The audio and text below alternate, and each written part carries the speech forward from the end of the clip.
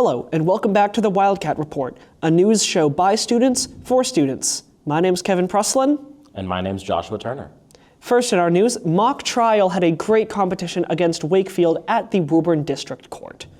In other news, the January Students of the Month were announced. Congratulations to all students. Robotics recently won a competition, and now they are going to states. The Special Olympics this year will be dedicated to Miss Cosman. Everyone loves Miss Cosman. I agree. Also, there is now a Superintendent Spotlight podcast. From what I know, this podcast covers kind of the inner workings of the school and a lot of behind-the-scenes things. Mr. Gentry was recently interviewed on there. In recent news, the Olympics just began in northern Italy.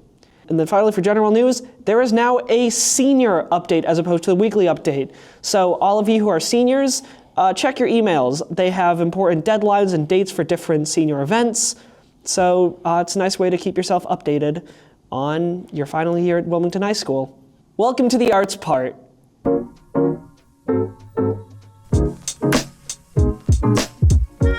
First in arts news, Soundscape recently competed at the International Championship of High School A Cappella in the Northeastern quarterfinal.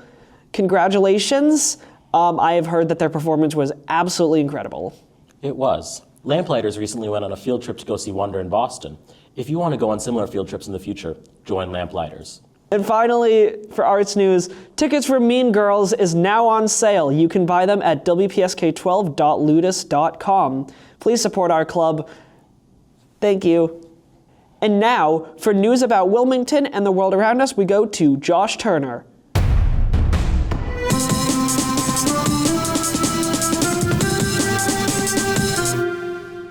In the latest installment in the MBTA community saga, the state has decided to sue the town of Wilmington for not adopting new zoning rules. The purpose of the new zoning rules that the state wants the town to adopt is to create more housing to alleviate the rampant shortage of housing in the state. Last year at town meeting, Wilmington residents rejected the new zoning from the MBTA Communities Act in a very close vote. Now that the state's suing the town, some might wonder, was it worth it? Because after all, we are paying for both the lawyers from the state and from the town. We're paying for both sides of this. It's pretty silly. Speaking of silly, off to Kevin with silly news. Hello, hello, hello, and welcome to Silly News, hosted by your favorite anchor, I hope, Kevin Pruslin. First, unfortunately, we have another 6 weeks of winter. As Puxatawny Phil, or whatever that guy's name is, the gopher, he saw his shadow again. Who would have suspected it? Mountain lions were recently found in a San Francisco neighborhood before they were being captured. Oscar Myers is returning to the Indy 500. I have absolutely no idea what that is, but according to AP News and the picture they had, it looks like their cars shaped like hot dogs. And then finally, a local resident has voiced his concerns about the top 5 most dangerous places in Wilmington. This resident has listed the library as the 5th most dangerous place, at which another concerned resident voiced complaints about the local Shady Lane Drive gang versus the Nichols Funeral Home gang having standoffs there. The 4th most dangerous place in Wilmington was recorded as being the Market Basket parking lot. The 3rd being the CVS parking lot, at which this concerned resident pointed to the sign above CVS where it says pharmacy, pointed out that the R was out, indicating the reasoning as being us in New England, and pointed to the C being out and listed his reasoning as because you ain't seen nothing.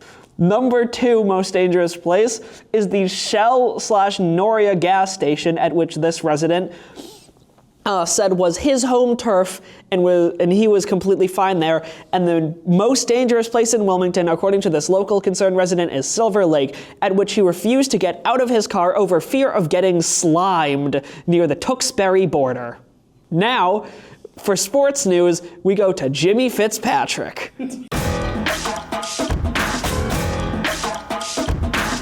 Thank you, Kevin. And now, it's time for your weekly sports report. So, doing a little bit different this time, we have a fire extinguisher here. And you guys may be confused as to why I'm sitting next to a fire extinguisher. And the reason is because the boys hockey team is currently on fire. So if you see them, you might want to use it. For the second time this season, the Wildcats defeated the top-seeded Stoneham in a regular season sweep. That victory, plus a win over the Division II powerhouse Burlington, and a 5-game win streak has pushed Wilmington up to number 2 in Division 4. If the playoffs started today, the boys would host home games all the way through the early rounds into the neutral section.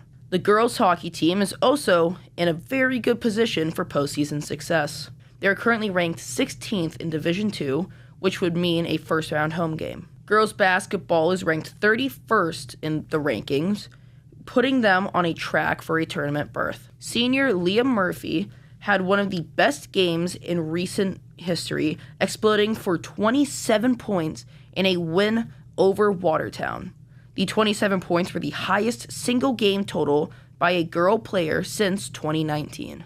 And finally, congratulations to the very, very beloved Jim Boyle for winning Coach of the Year in his first season of coaching the swim team. Now, back to the studio. Thank you so much for watching the Wildcat Report. I have been Kevin Presslin. And I'm Joshua Turner. And you have not been. Signing off. Bye.